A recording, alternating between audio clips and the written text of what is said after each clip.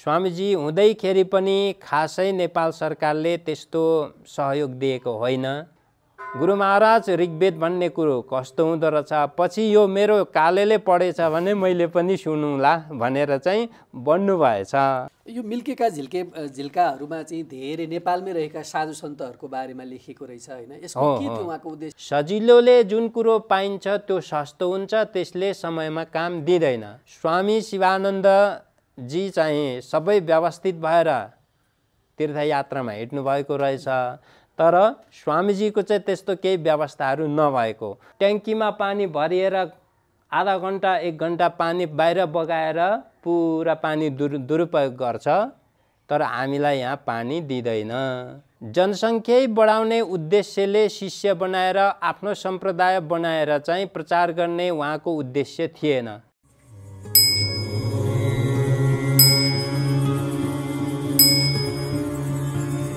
दिव्यपुरी आध्यात्मिक केन्द्रबाट सञ्चालित युट्युब मार्फत प्रसारण भइरहेको दिव्यपुरी टिभीमा यहाँहरूलाई स्वागत छ। यो दिव्यपुरीबाट हामीले विभिन्न साधु सन्त महात्माहरूको चाहिँ उहाँहरूको जीवनी चर्चाहरू गरिरहेका छौँ। यसै क्रममा आज हामी आइपुगेका छौँ यो गुहेश्वरी माथि रहेको मृगस्थलीमा रहेको डाक्टर स्वामी प्रपन्नाचार्यको आश्रममा। यो आश्रममा यहाँ एकजना उहाँकै शिष्य हुनुहुँदो रहेछ, विगत 2 दशकदेखि उहाँसँग रहनुभएको र अहिले पनि आश्रममा निरन्तर सेवा गरिरहनु भएको छ। उहाँ हुनुहुन्छ वासुदेव प्रपन्नाचार्य। उहाँसँग म स्वामीजीको बारेमा र उहाँको आध्यात्मिक क्षेत्रका चिन्तन जगत र कार्यहरूको बारेमा केही भलाकुसारीहरू गर्न जाँदैछु। उहाँलाई हामी कार्यक्रममा स्वागत गर्न चाहन्छौँ। कार्यक्रममा स्वागत गर्न चाहन्छु। हजुर, धन्यवाद। हुन त हामीले पृष्ठभूमिमा स्वामीज्यूको तस्बिर देखिरहेका छौँ होइन? हजुर। अब म लगायत सम्पूर्ण दर्शकहरूको लागि जसले चाहिँ चिन्नु भएको छैन, बुझ्नु भएको छैन होइन, अलिकति स्वामीज्यूको बारेमा, डाक्टर स्वामी प्रपन्नाचार्यको ज्यूको बारेमा चाहिँ बताइदिनुहोस् न उहाँको। हजुर, डाक्टर स्वामी प्रपन्नाचार्य हाम्रो गुरुवर नेपाल भारत लगायत करिब विश्वमै परिचित नाम हो। उहाँको जन्म पाँचथर जिल्लाको लालीखर्क बरडाँडामा भएको हो। उहाँ विक्रम सम्वत 1979 साल कार्तिक महिना विजयदशमीको मध्याह्न 12 बजे जन्मनु भएको भनेर उहाँले भन्नुहुन्थ्यो। हाम्रो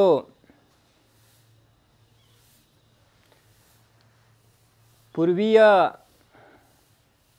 दर्शन, पूर्वीय अध्यात्मले के भन्छ भने समस्त मानव समाजलाई सन्मार्ग दर्शनको लागि परमात्माले बेला बेलामा ज्ञानी महापुरुषहरूलाई जन्म दिनुहुन्छ। यसै सिलसिलामा महागुरु फल्गुनन्द लिङ्गदेन भन्ने स्वामीज्यूको गुरु पूर्वमा आउनुभयो। उहाँ सिद्ध हुनुहुन्थ्यो। महागुरु फल्गुनन्दको अन्तिम ब्रह्मचारी शिष्यको रूपमा स्वामीजी हुनुहुन्थ्यो। महागुरु फल्गुनन्दले स्वामीजीलाई धार्मिक क्षेत्रको ज्ञान गर्न एवं इतिहास, भूगोल लगायत विविध विषयमा गहिरो अध्ययन गर्नको लागि प्रेरित गर्नुभएको भन्ने कुरो उहाँ आफैले बारम्बार हामीलाई भन्ने गर्नुहुन्थ्यो। त स्वामीजीले महागुरु फल्गुनन्दको सल्लाह सुझावलाई आत्मसात गर्दै जीवनभरि नेपालमा मात्र नभएर विशेष भारतमा गएर अध्ययन अनुसन्धान गर्नुभयो र वर्तमान परिस्थितिमा आफ्नो धर्म, संस्कृति, इतिहास, आफ्नो गौरवहरूबाट ओझेलमा परेका किराँतहरूको विषयमा उहाँले राम्रो प्रकाश पारिदिनु भयो र स्वामीजी जहिले पनि वैदिक सनातन धर्मको पुनर्जागरणको पक्षमा हुनुहुन्थ्यो र जीवनभरि उहाँले वैदिक सनातन धर्मको पुनर्जागरण र अभ्युदयको लागि अतुलनीय परिश्रम गरेर महत्त्वपूर्ण योगदान गर्नुभएको छ। अब डाक्टर स्वामी प्रपन्नाचार्य जुन हामी भन्छौँ नि स्वामीज्यूलाई होइन, हजुर, अनि मैले यसो यहाँ सरसर्ती हजुरले एउटा हजुरको उहाँको बायोडाटा भनेर दिनुभयो, त्यसमा हेर्दाखेरि चाहिँ 30 वर्षको उमेरमा अक्षारम्भ गर्नुभएको कुराहरू त्यो कुरा पनि रहेछ होइन, त्यो प्रसङ्ग अलिकति बताइदिनुहोस् न कि। अब त्यो समयमा नेपालमा राणा शासनकाल थियो। उच्च ओहदाका व्यक्तिहरूमा पढ्ने लेख्ने चलन भए पनि सर्वसाधारण जनताहरूमा पढ्ने लेख्ने चलन थिएन र सबैले अध्ययन अध्यापन अथवा शिक्षाको ज्योतिबाट वञ्चित भएर अँध्यारोमा बस्नु परेको थियो। त्यस्तै अवसरमा स्वामीजीको पनि जन्म भएको हुनाले सानो उमेरदेखि अध्ययन गर्ने, पढाइ लेखाइ गर्ने अवसर उहाँले पाउनु भएन। यसै सिलसिलामा आध्यात्मिक लाइनमा अथवा साधुहरूको समाजमा भने केही भजन कीर्तनहरू गर्ने, आफ्नो क्रियाकलापहरूमा केही सामान्य अध्ययनहरू गर्ने क्रमभित्रभित्रै चलेको थियो, तर बाहिर प्रत्यक्ष रूपमा अध्ययन अध्यापन गर्ने कुराहरू थिएन। त्यसो हुँदाखेरि महागुरु फल्गुनन्दको साथमा बसेर स्वामीजीले 30 वर्षसम्म चाहिँ मुन्धुम भन्ने हाम्रो किराँतहरूको वेदै भन्छन्, अनि त्यो मुन्धुमको पढाइ लेखाइ चाहिँ गुरुकुल परम्परा जस्तै महागुरु फल्गुनन्दको साथमा बसेर गर्नुहुन्थ्यो। त्यस्तै छ। त्यसपछि उहाँले चाहिँ 30 वर्षको उमेरमा जुन लेखिएको छ त्यो पछि हो कि अगाडि हो कि कसरी? महागुरु फल्गुनन्दको साथमा बस्दाखेरि सामान्य पूजापाठहरूको जो पद्धतिहरू हुन्छ त्यसको लागि सामान्य महागुरु फल्गुनन्दले लिपिको आविष्कार गरेर आफ्नो शिष्यहरूलाई अध्ययन अध्यापन गराउनुहुन्थ्यो र उहाँहरूले महागुरु फल्गुनन्दसँग त्यो कर्मकाण्डहरूको सामान्य पढाइ गर्नुहुन्थ्यो। त महागुरु फल्गुनन्दले त्यसरी मुन्धुमको अध्ययन गराए पनि तर त्यो भर्खर मुन्धुमलाई लिपिको आविष्कार गरेर विकासको सुरुवातमै भएको हुनाले त्यो पर्याप्त थिएन र व्यापक पनि थिएन, अझै पनि छैन। त उहाँले मतलब महागुरु फल्गुनन्दले चाहिँ स्वामीजीको प्रतिभालाई देखेर जीवनको अन्तिम समयतिर सीताराम दिल तिमीले गृहस्थ बन्ने चेष्टा नगर, तिमीले अध्ययनको बाटो पछ्याउ है, तिमीले पढ्यौ भने तिमी ठुलो मान्छे हुन्छौ भनेर चाहिँ प्रेरित गर्नुहुन्थ्यो अरे महागुरु फल्गुनन्दले। र तिम्रो पुर्खाहरूको इतिहास, तिम्रो पुर्खाहरूको गौरव जहाँतै छ, भारतका हरेक प्रान्तहरूमा गएर हेर, जताततै तिम्रो पुर्खाहरूको इतिहास तिमीले पाउनेछौ, त्यसैले राम्रो अध्ययन गर्ने गर भनेर चाहिँ उहाँले यसरी प्रेरित गर्नुभएको थियो भन्नुहुन्थ्यो स्वामीजी आफैले। अनि हजुरलाई चाहिँ कस्तो लाग्छ, उहाँ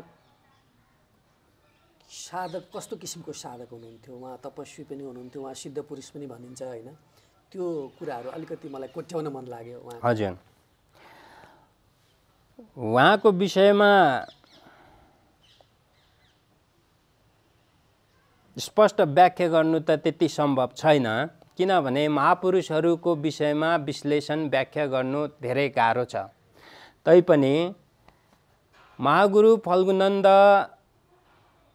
किराँतहरूमा ज्यादै अन्धकार भएपछि, अज्ञान अन्धकारमा डुबेपछि किराँतहरूको उद्धारको लागि किराँत वंशमा जन्म लिनुभयो। यो हाम्रो पूर्वीय दर्शनै हो, पूर्वीय पद्धति नै हो। जुन कुनै पनि समाज यदि उत्थान गर्नु छ भने त्यो समाजमा भगवानले साधु सन्त महापुरुषहरूलाई, ज्ञानी पुरुषहरूलाई जन्म दिनुहुन्छ। त महागुरु फल्गुनन्द किराँतहरूमा त्यस्तो अन्धकारले छाएको अवस्थामा चाहिँ प्रकट हुनुभयो, मतलब जन्म लिनुभयो। र उहाँले समस्त किराँतहरूलाई दुर्व्यसन छोडेर एउटा विकृत चालचलनहरूलाई हटाएर सुसंस्कृत व्यवहारको ज्ञानको उपदेश गर्नुभयो। र त्यसै क्रममा महागुरुको जो अभियान हो, महागुरुले जुन पद्धतिलाई अपनाउनु भयो, त्यही पद्धतिलाई, त्यही कार्यलाई अगाडि बढाउने एउटा युग पुरुषको रूपमा हामीले स्वामीजीलाई बुझ्नुपर्ने हुन्छ। र स्वामीजीले जीवनभरि हाम्रो पूर्वीय दर्शनको, हाम्रो वैदिक सनातन धर्मको गहिरो अध्ययन गरेर समस्त हाम्रो हिन्दू समाजलाई पुनर्जागरित गराउने ठुलो कोसिस गर्नुभएको छ। अब उहाँ जन्मजाते, जन्मपछि भनौँ न, जसरी महागुरु फाल्गुनन्दको शिष्य भन्नुभयो होइन? हजुर। अनि पछि वैष्णव सम्प्रदायबाट पनि दीक्षित हुनुभएको कुराहरू हो। अनि त्यो पनि, अनि त्यसपछि तर उहाँ चाहिँ त्यो वैष्णव सम्प्रदायको त्यो ठाउँमा पनि उहाँ चाहिँ त्यहाँ नबसेर उदासीन मठहरूमा बस्नुहुन्थ्यो भन्ने कुराहरू मैले यसो कहीँबाट त्यो चाहिँ कुरो के हो भने, पहिले स्वामीजी जोसमुनि सम्प्रदायमा हुनुहुन्थ्यो। उहाँको पिता पुर्खाहरू पनि जोसमुनि सम्प्रदायका हुन् भन्ने कुरा उहाँले लेख्नु भएको छ, भन्नुहुन्थ्यो, लेख्नु भएको पनि छ। अनि त्यही जोसमुनि सम्प्रदायमा महागुरु फल्गुनन्द आउनुभएको हो। अनि जोसमुनि सम्प्रदायमा महागुरु फल्गुनन्दको साथमा बसेर चाहिँ उहाँले 8 वर्षको उमेरदेखि लिएर करिब 22-25 वर्षको उमेरसम्म चाहिँ उहाँले साधना, तपस्या सबै कुरो गुरुको साथमा बसेर गर्नुभयो। र गुरुको साथमा बस्दाखेरि उहाँले जो साधना गर्नुभयो, जो ज्ञान लिनुभयो, त्यो अद्भुत छ। र त्यो ज्ञान एउटा गौरवमय ज्ञान छ, पद्धति छ।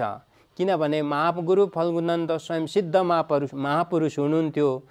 महागुरु फल्गुनन्दको साथमा बसेर उहाँले आध्यात्मिक साधना गर्ने त्यो पद्धतिहरू उहाँले सिक्ने मौका पाउनुभयो। यो उहाँको ठुलो मौका थियो, अवसर थियो। त्यही अवसरमा उहाँले चाहिँ त्यो साधनाको पद्धतिहरूलाई उहाँले राम्रोसँग साधना गर्नुभयो, साधनाका पद्धतिहरूको राम्रोसँग ज्ञान गर्नुभयो। र उहाँ एउटा सिद्ध महापुरुष जस्तै साधक महापुरुषको रूपमा चाहिँ आइसक्नु भएको थियो। भनेपछि यो वैष्णव सम्प्रदायबाट दीक्षित। अनि पछि महागुरु फल्गुनन्द ब्रह्मलीन हुनुभयो। महागुरु फल्गुनन्द ब्रह्मलीन भएपछि अनि गुरुको साथ छुट्यो। छुटिसकेपछि अब उहाँलाई कुनै मार्ग अगाडि देखिएन। उहाँ जताततै भड्किँदै, बाटो खोज्दै, ठक्कर खाँदै हिँड्नुभयो। त गुरुको प्रेरणा पनि थियो, अध्ययन गर्नु, अगाडि राम्रोसँग अध्ययन गर्यो भने तिमी ठुलो मान्छे हुन्छौ भन्ने गुरुको प्रेरणा र आफ्नो पनि अध्ययन गर्ने इच्छा, पूर्वजन्मका संस्कारहरू सबै कुराहरूले उहाँ चाहिँ ज्ञानको बाटोमा, अध्ययन अध्यापनको बाटोमा अगाडि खोजी गर्दै हिँड्नुभयो। हिँड्दै गर्दाखेरि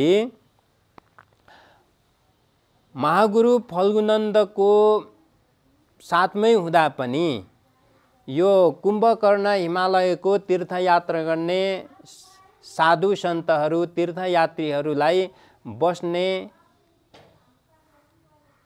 अनि खाने व्यवस्था गरेर चाहिँ सेवा गर्ने उहाँहरूको चलन रहेछ। अनि साधु सन्तहरू त्यसरी कुम्भकर्णको यात्रा गएर अथवा जाँदा फर्केर आउँदा स्वामी प्रपन्नाचार्यजीको पुर्खाहरूको पिता पुर्खाहरूको घरमा बस्ने खाने आराम गर्ने त्यो काम गर्नुहुँदो रहेछ। अनि त्यसरी साधु सन्तहरूको सेवा गर्दै गर्दै जाँदाखेरि धेरै साधु सन्तहरूको सेवा गर्ने मौका पनि उहाँहरूलाई मिलेको रहेछ। अनि साधु सन्तहरूको सेवा गर्दै जाँदाखेरि कुम्भकर्ण हिमालयको तीर्थयात्रा गरेर आउने जाने क्रममा हयग्रीव रामानुज स्वामी श्री 108 स्वामी दामोदर प्रपन्नाचार्यजी पनि पर्नुभएछ।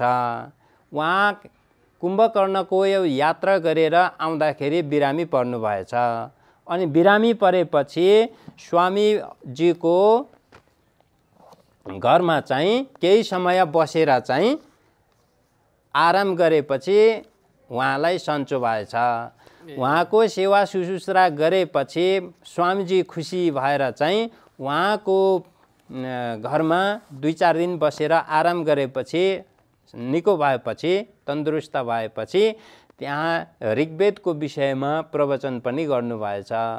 अनि ऋग्वेदको विषयमा प्रवचन गर्दाखेरि अनि ऋग्वेदको बारेमा अनि हाम्रो वैदिक सनातन धर्मको बारेमा चाहिँ त्यो प्रवचनहरू सुन्ने मौका चाहिँ उहाँको पूर्वजहरूले पनि पाएका रहेछन्। यसै क्रममा त्यसबेला स्वामीजी चाहिँ सानै हुनुहुन्थ्यो अरे। अनि सानै हुँदाखेरि अनि त्यो गुरुले चाहिँ ऋग्वेदको विषयमा प्रवचन गरेर सबैलाई त्यहाँ सुनाउँदाखेरि अनि स्वामीजीको आमाले चाहिँ गुरु महाराज ऋग्वेद भन्ने कुरो कस्तो हुँदो रहेछ, पछि यो मेरो कालेले पढेछ भने मैले पनि सुनौँला भनेर चाहिँ भन्नुभएछ। उहाँको नाम चाहिँ काले हजुर, त्यो बेला काले थियो। अनि त्यो कुरा सुन्दाखेरि अनि ठक्कै स्वामीजीको दिमागमा बसेछ।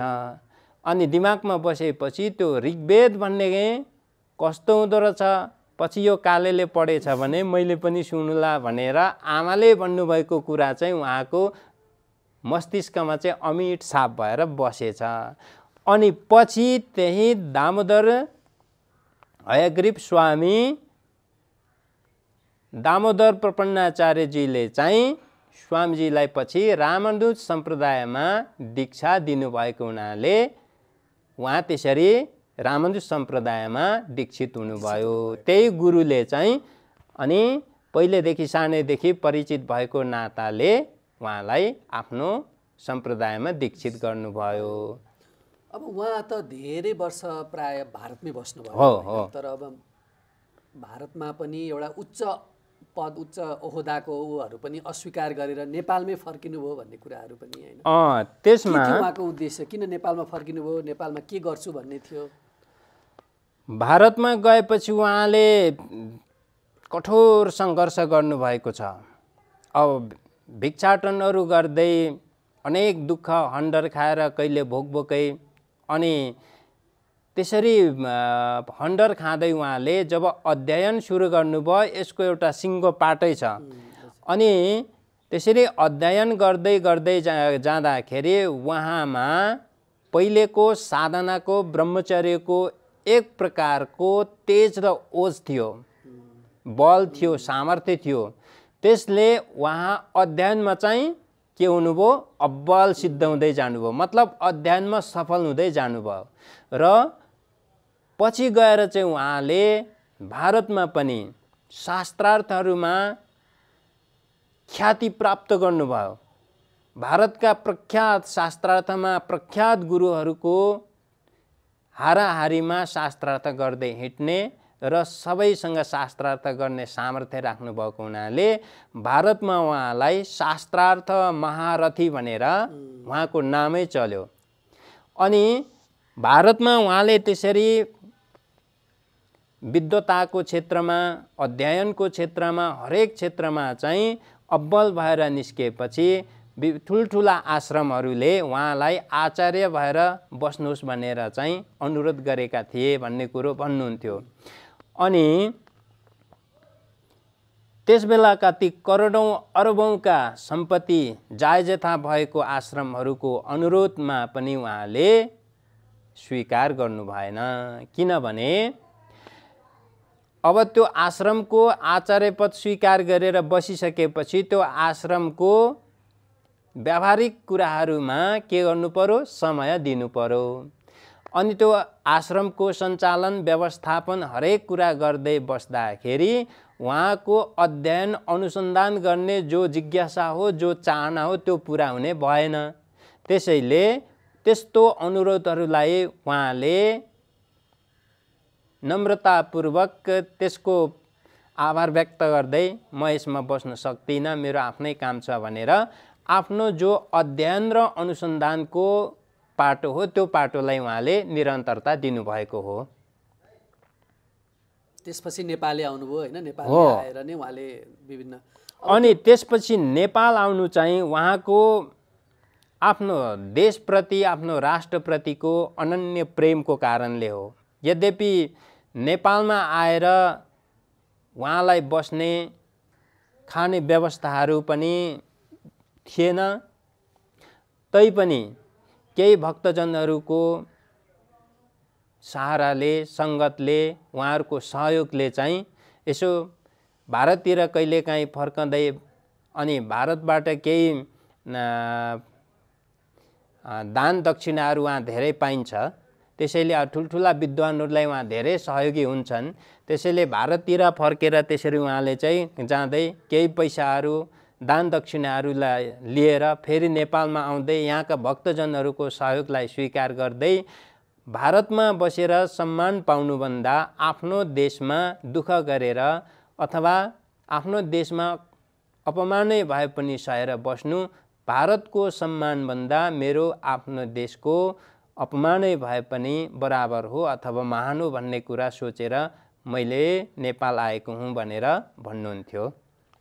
हुन त उहाँले धेरै पुस्तकहरू होइन, कविताहरू, लेखहरू पनि धेरै लेख्नु भएको रहेछ होइन?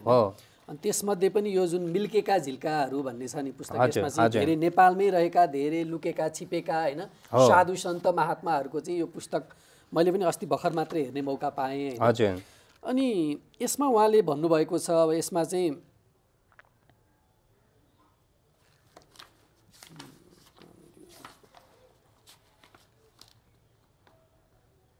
यसबार मिल्केका झिल्काको केही खेस्रा तयार गर्न र भूमिका तयार गर्नलाई निकै परिश्रमको साथ मेरो ब्रह्मचारी शिष्य वासुदेव प्रपन्नले सघाएको छ।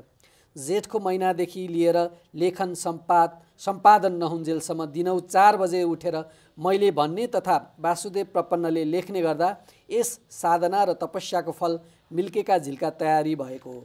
स्वामीजीले हजुरको बारेमा धेरै उल्लेख गर्नुभएको छ होइन? यसमा त यो एउटा पेजभरि नै छ होइन? त्यो बेलामा म भारततिर अध्ययन गर्नु भनेर स्वामीजीले पठाउनु भएको थियो, तर मैले भारतमा बसेर अध्ययनमा सफलता प्राप्त गर्न सकिनँ। अलि म स्वास्थ्यले पनि कमजोर भएँ। अनि आएर फेरि उहाँले औषधि उपचार गराउनु भयो। अनि अलि फेरि ठिक भएपछि बिहान हामी साथीहरूसँग 2-4 जना बसेका थियौँ। बिहान जहिले पनि 4 बजे सबैलाई उठाउनुहुन्थ्यो, नियमै राख्नु भएको थियो र हामी 4 बजे उठिसकेपछि प्राय सबैले नुहाउनु पर्ने नियम थियो।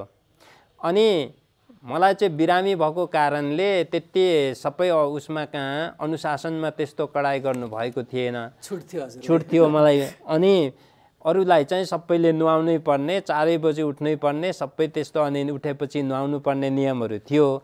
मलाई चाहिँ अलिकति छुट भएको हुनाले स्वामीजी 4 बजे उठेर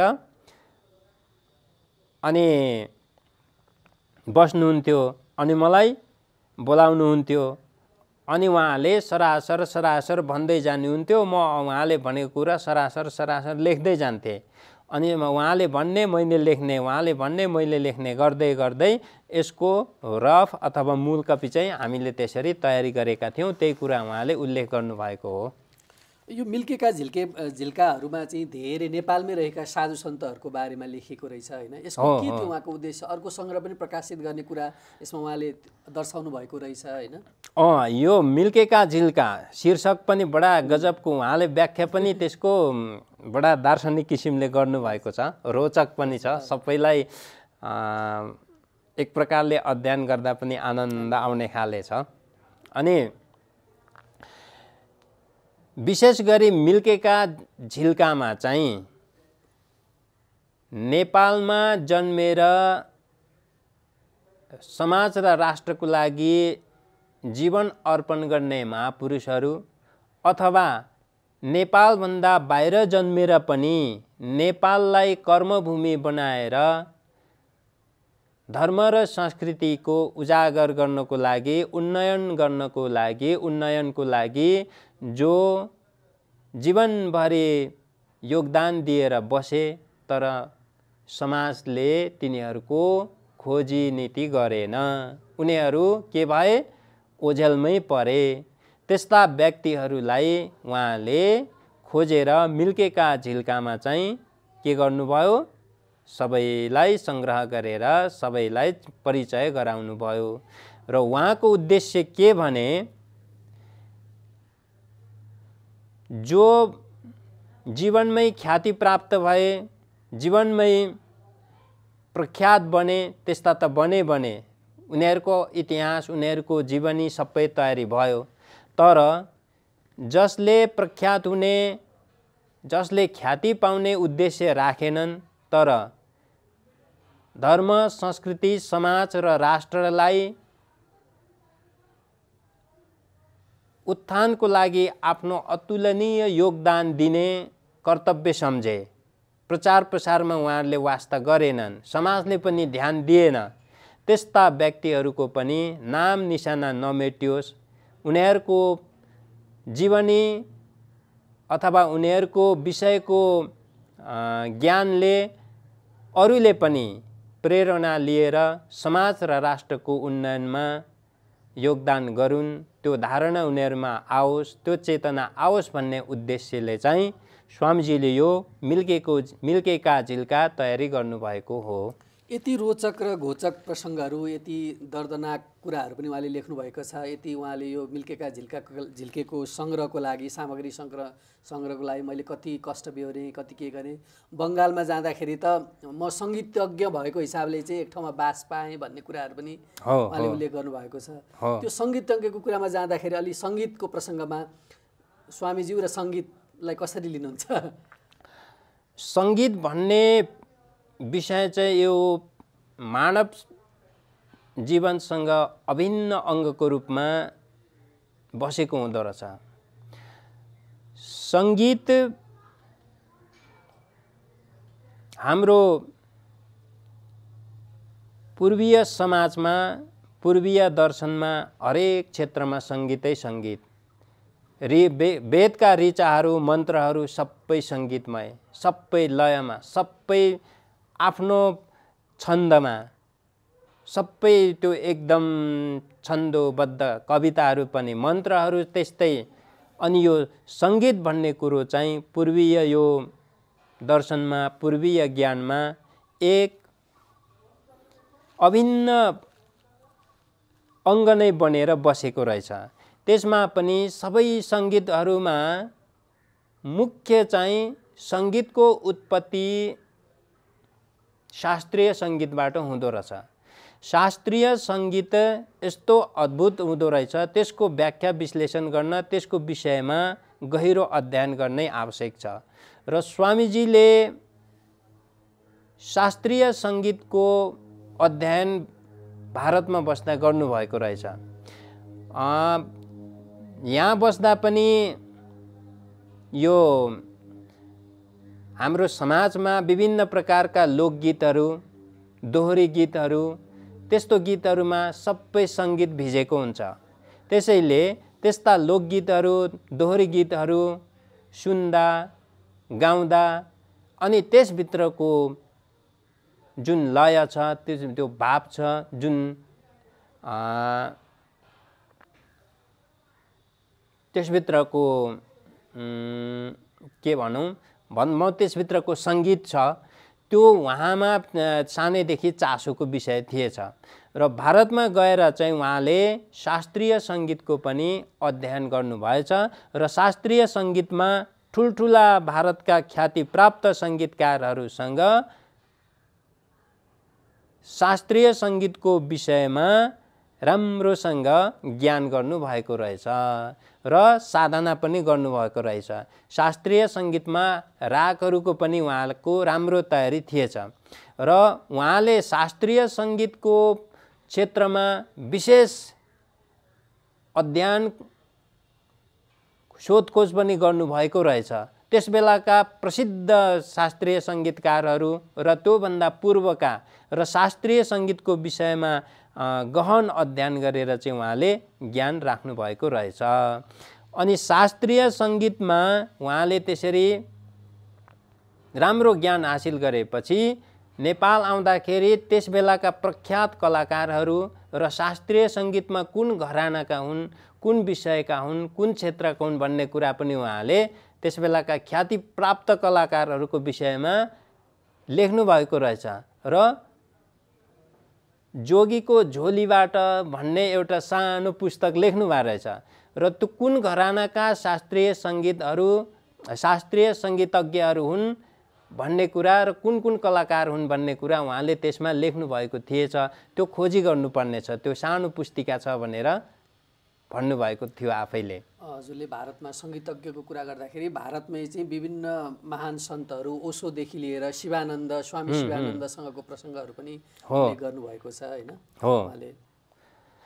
अनि स्वामी शिवानन्दजीसँग चाहिँ उहाँले यो चारधामको यात्रा गर्दाखेरि साक्षात्कार भएको रहेछ, भेट भएको रहेछ स्वामी शिवानन्दजीसँग। स्वामीजी यहाँबाट भारततिर लागेपछि चारधाम यात्रा गर्ने उद्देश्यले गङ्गोत्री यमुनोत्रीको यात्रामा जाँदाखेरि स्वामी शिवानन्दजीसँग चाहिँ बिचमा भेट भएको थिएछ। अनि स्वामी शिवानन्दजी त्यस बेलाका प्रख्यात सन्त र सन्तहरूमध्ये सन्त शिरोमणि नै मानिने रहेछन्। स्वामी शिवानन्द त्यति प्रख्यात र विशिष्ट सन्त रहेछन् र उहाँसँग चाहिँ चारधामको यात्रामा 2-4 दिन सँगै यात्रा गरेको कुरा स्वामीजीले सुनाउनुहुन्थ्यो। अब स्वामी शिवानन्दजी चाहिँ सबै व्यवस्थित भएर तीर्थयात्रामा हिँड्नु भएको रहेछ, तर स्वामीजीको चाहिँ त्यस्तो केही व्यवस्थाहरू नभएको। उहाँलाई चाहिँ जङ्गलमा हिँड्दै जाँदाखेरि, बाटोमा हिँड्दै जाँदाखेरि जङ्गलमा भेटिने सिस्नु, ठोट्ने जस्ता ती जङ्गलमा पाइने साग सब्जीहरू जे पाइन्छन् त्यो बटुल्दै त्यसैलाई पकाउँदै खाँदै हिँड्दै, पकाउने भाँडा पनि प्राय नभएको। अनि त्यस्तो जहाँ जहाँ कुनै ठाउँमा ढुङ्गाहरूमा पनि पकाएर ढुङ्गाहरूमाथि राखेर पनि खाँदै हिँड्दै गर्नुभएको बेलामा स्वामी शिवानन्दजीसँग भेट भएपछि अनि स्वामीजीले सङ्कलन गर्नुभएको ठोट्ने, सिस्नु त्यस्तै अरू जो सागसब्जीहरू हुन्छन् जङ्गलमा पाइने त्यस्तो बटुलेको देखेपछि शिवानन्दजीले ये कैसा होता है भनेर अनि सोध्नु भएछ।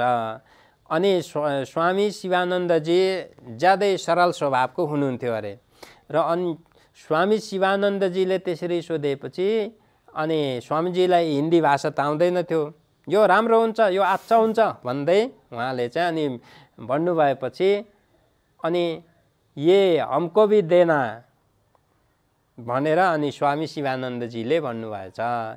अनि स्वामीजीले पनि दिउँसो हिँड्दाखेरि जहाँ जहाँ राम्रो राम्रो सिस्नुहरू देख्नुहुन्थ्यो त्यो सबै टिप्दै हिँड्नु हुँदो रहेछ सङ्कलन गर्दै।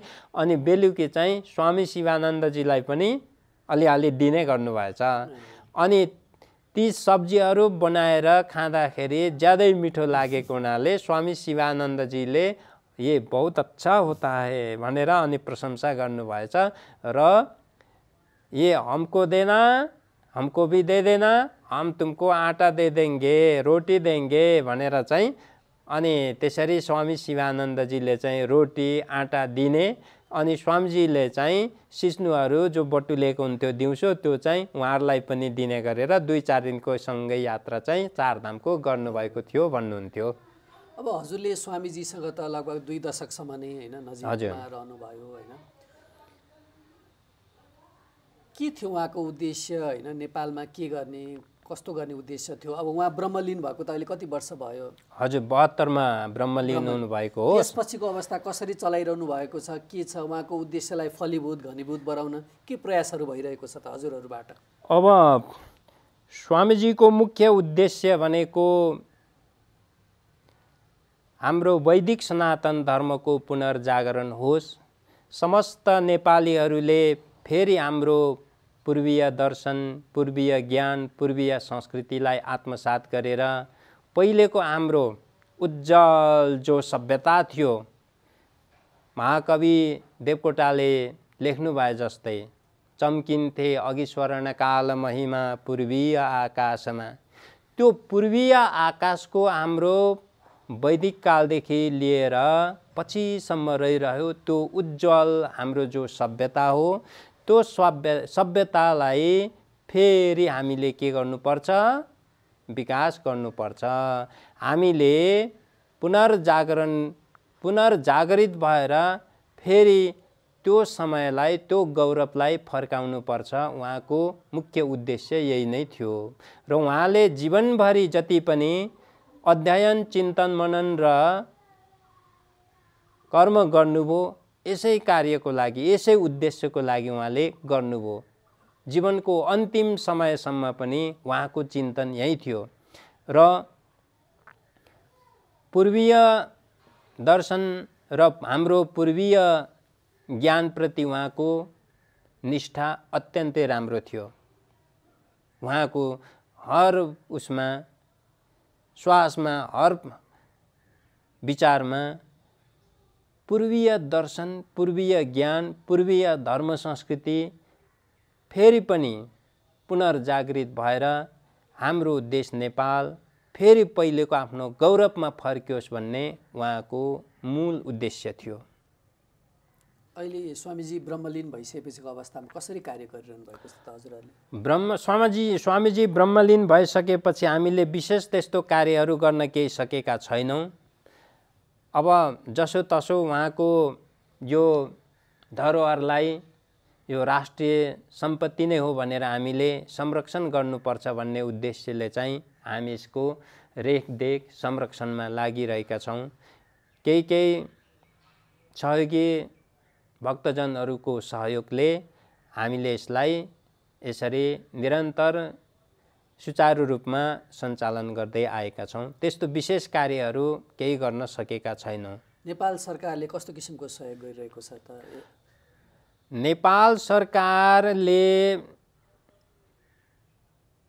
अब सोधिहाल्नुभयो, स्वामीजी हुँदैखेरि पनि खासै नेपाल सरकारले त्यस्तो सहयोग दिएको होइन, तर पनि यसो बस्नेको लागि यो घर, यसो पानीहरूको व्यवस्था र मासिक विकास कोषबाट 10-12 हजार पैसा चाहिँ दिने गरेको थियो। तर पछि आएर चाहिँ स्वामीजी ब्रह्मलीन हुनु भएपछि 1-2 वर्ष चाहिँ राम्रैसँग चल्यो। त्यसपछि भने विकास कोषको व्यवहार ठिक छैन। अनि कपडा धुने, भाँडा बर्तनहरू साफ गर्ने, टोयलेट बाथरुमको लागि यो पानी आउँथ्यो, त्यो पानीसम्म बन्द गरिदिएको छ। त यसमा कुरो के भने पानी सबैलाई पुर्याउन सकिँदैन, पानीको अभाव हुन्छ, सबैलाई पुर्याउन सकिँदैन, यो स्वाभाविक कुरा हो। तर विकास कोषको बदमासी के हो भने ट्याङ्कीमा पानी भरिएर आधा घन्टा 1 घन्टा पानी बाहिर बगाएर पुरा पानी दुरुपयोग गर्छ, तर हामीलाई यहाँ पानी दिँदैन। यस्तो दुर्व्यवहार चाहिँ विकास कोषको छ। यो राम्रो व्यवहार होइन। मलाई एउटा सोध्न मन लागेको प्रसङ्ग, स्वामीजीले शिष्यहरू पनि बनाउने गर्नुहुन्थ्यो, दीक्षाहरू दिने त्यस्तो? स्वामीजीले शिष्यहरू बनाउने इच्छा गर्नुभएको थियो। कतिलाई बनाउनु पनि भयो। तर वर्तमान समयमा शिष्य बनाउनु ज्यादै कठिन कुरा हो। शिष्य बन्नुको लागि योग्यता हेर्नुहुन्थ्यो उहाँले। अब त्यो जनसङ्ख्या बढाउने उद्देश्यले शिष्य बनाएर आफ्नो सम्प्रदाय बनाएर चाहिँ प्रचार गर्ने उहाँको उद्देश्य थिएन। तर योग्य व्यक्ति शिष्य भएर मेरो यो जो उद्देश्य छ, काम छ, मैले थालनी गरेको जो यो काम छ, यसलाई चाहिँ अगाडि बढाउने योग्य शिष्यहरू बनुन् र समाज र राष्ट्रको उत्थानको लागि कर्म गरून् भन्ने उहाँको ठुलो इच्छा थियो। तर दुर्भाग्यको कुरा उहाँले त्यस्तो शिष्य एकजना पनि पाउनु भएन। समस्या त्यस्तो भयो। मैले यो कुरा किन हजुरलाई गरिरहेको भने अहिले त 2-4वटा प्रमाणपत्र टाँगेर पनि मान्छेहरू एउटा जुन केही गरेर शिष्य बनाउने परम्परा त्यो आएको छ। म यहाँ यसो हेर्दाखेरि मेरो आँखाले नै नभ्याउने किसिमका यी प्रमाणपत्रहरू देखिरहेको छु म, होइन? अनि यहाँ जुन महापुरुषहरूका तस्बिरहरू, उहाँसँग भेटेका तस्बिरहरू पनि देखिरहेको छु। त्यो कुरालाई चाहिँ मैले सोध्न खोजेको हो।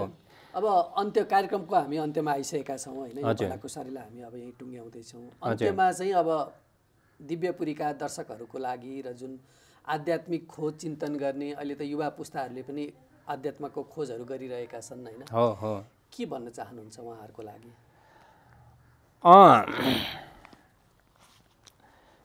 स्वामीजीको जीवन एउटा प्रेरणादायक जीवन छ। जस्तोसुकै अप्ठ्यारोमा पनि धैर्य गर्न सक्ने, दूरदृष्टि राख्ने र असल कुराको खोजी गर्ने, भेटेको पाएको असल कुरालाई जहिले पनि आत्मसात गर्ने। आजको समयमा आएर मानवमा साधना गरेर, परिश्रम गरेर आफ्नो जीवनलाई बनाऊ, आफ्नो समाजलाई बनाऊ, देशलाई बनाऊ भन्ने धारणा कमजोर भएको छ। यो दुःखद कुरा हो। हामीले सजिलो खोज्ने होइन, स्वामीजीको भनाइ यही नै थियो। हामीले सजिलो खोज्ने होइन, सजिलोले जुन कुरो पाइन्छ त्यो सस्तो हुन्छ, त्यसले समयमा काम दिँदैन।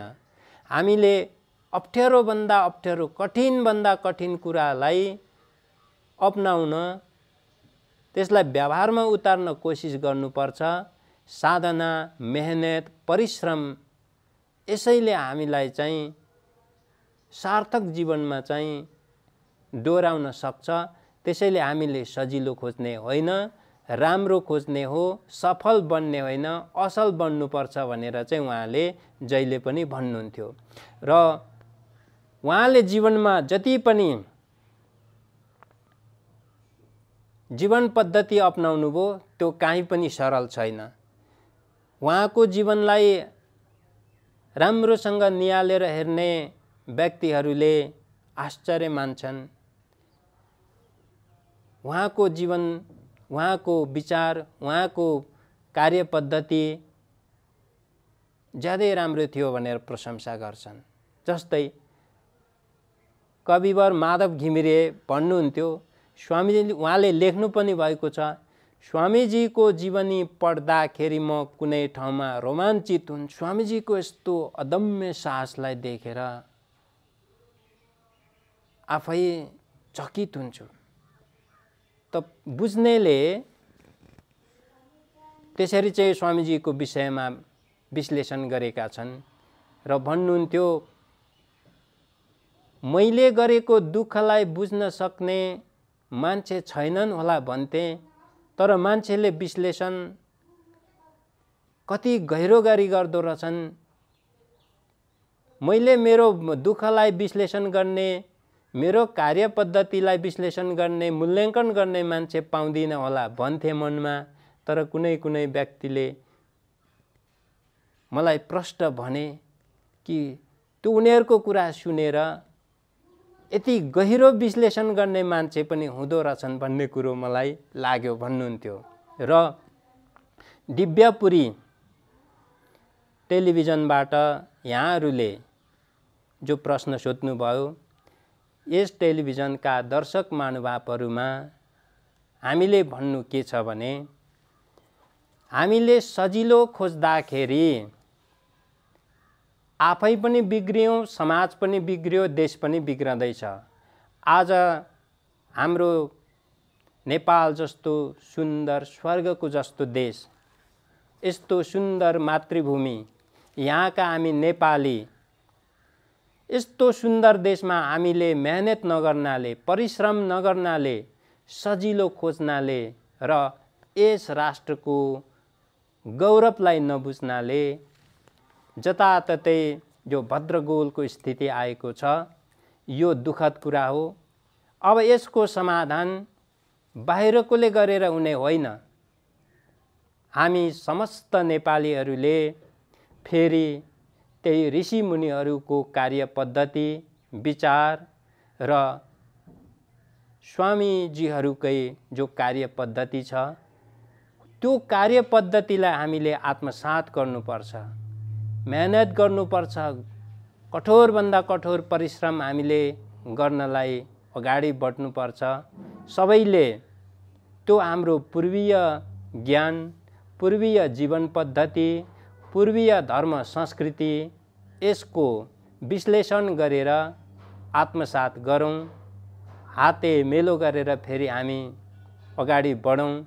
हामीले हाम्रा पूर्वजहरूलाई सम्झेर फेरि उहाँहरूको पाइलालाई पछ्याउने कोसिस गऱ्यौँ भने अवश्य हामी एक भएर फेरि एक दिन हाम्रो देशलाई पनि पहिलेको जस्तै सुन्दर, विश्वमै उत्कृष्ट बनाउन सक्छौँ। यसमा दुई मत हुने छैन।